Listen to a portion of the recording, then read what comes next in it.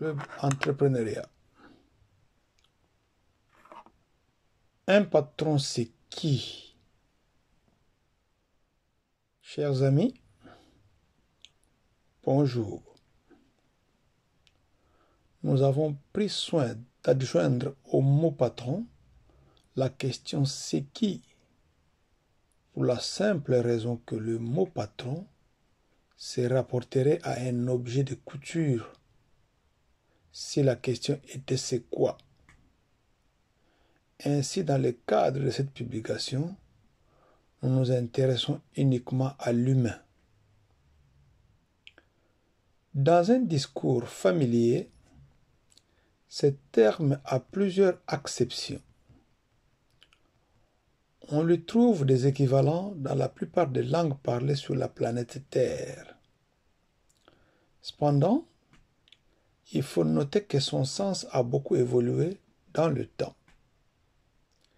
Par sa signification, le mot patron semble aussi vieux que l'apparition de l'homme sur la Terre, bien qu'il soit apparu longtemps tard dans le langage humain.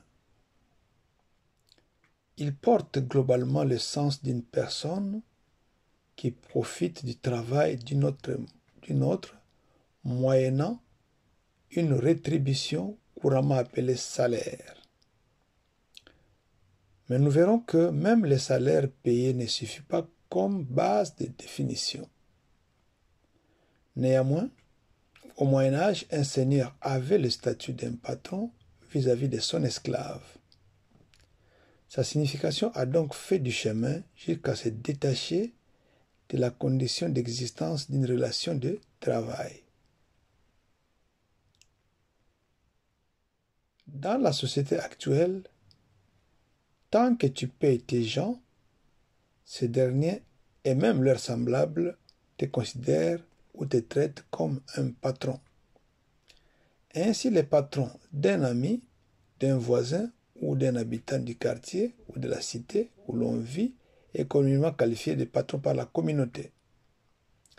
À Kinshasa et dans d'autres villes africaines, lorsqu'on prête à une personne une fortune de quelque importance que ce soit, on les qualifie de patrons, soit par sublimation ou par mendicité.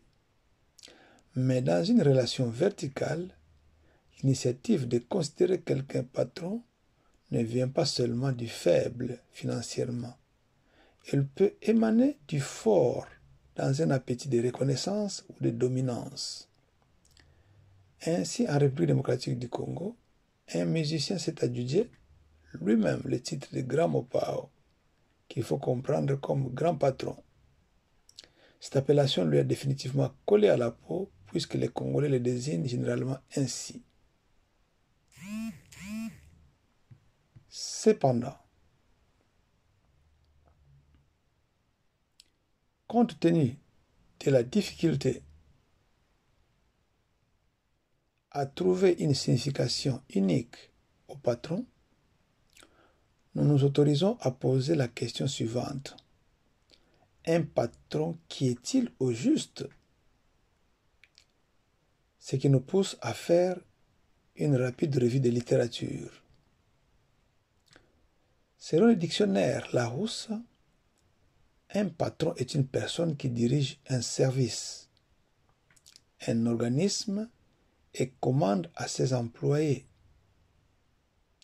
Mais il lui donne aussi plusieurs autres significations, notamment celle d'un professeur qui dirige un laboratoire ou encore d'une personne qui dirige une entreprise industrielle ou commerciale par rapport aux ouvriers et aux employés.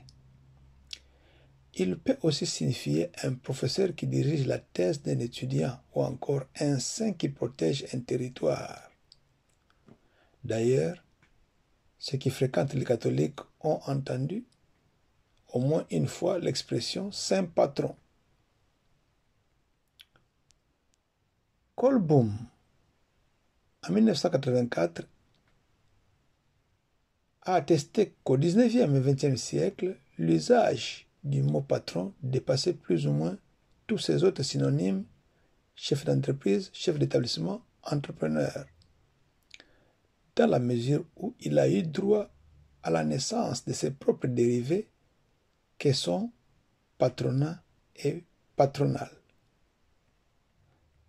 C'est donc à partir de la seconde moitié du XIe siècle que le terme patron et ses dérivés se sont liés intimement à l'histoire sociale, idéologique du patronat français, même si le mot avait intégré les jargons professionnels depuis le XIIe siècle. Si dans un discours, le terme patron revêt plusieurs significations, il faut noter que, sur le plan officiel et socio-professionnel, l'UNCEE en France a retenu dès 1946 la définition ci-après. Un patron est non seulement un employeur au sens étroit, mais aussi une personne établie à son compte. Cette définition montre une certaine contradiction au sens voulu par le dictionnaire Robert. Un patron est un chef d'entreprise privée considéré par rapport aux salariés qu'il emploie. Au regard des précisions apportées ci-dessus, il faudra noter qu'un patron est d'abord un dirigeant qui, dans une relation verticale, détient un pouvoir sur ses employés ou sur l'objet qui lui procure ses statuts. Même si, lors des réunions du patronat comme le MEDEF en France ou la FEC au Congo-Kinshasa, les dirigeants d'entreprise peuvent échanger ensemble, notons qu'il y a également une hiérarchie au sein de la confrérie. Il y a des grands patrons et des petits patrons. Nous y reviendrons dans une prochaine publication. Aussi, dans le cas des copreneurs, c'est-à-dire un couple dirigeant une entreprise, signalons que l'appellation patron peut être source de conflits ou de malentendus. Le mari qui a le pouvoir formel peut vivre dans une situation de tension avec son épouse qui détient le pouvoir informel. Dans certaines sociétés africaines, les nantis sont généralement désignés par patron, qu'ils soient dirigeants d'entreprise ou non.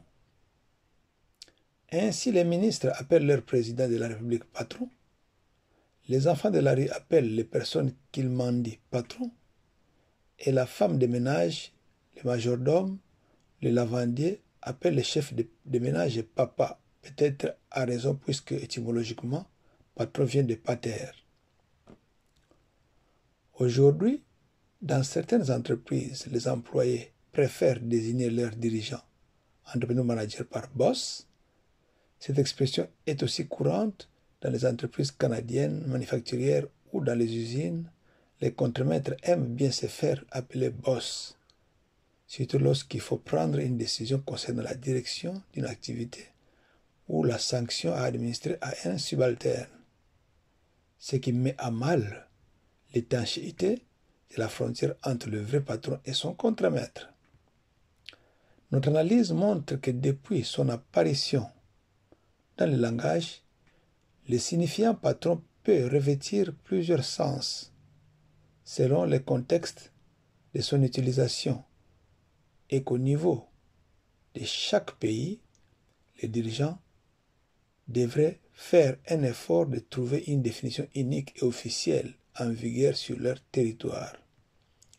Chers amis, je viens donc d'ouvrir une page pour laquelle je souhaite lire vos contributions en commentaire. Je vous remercie.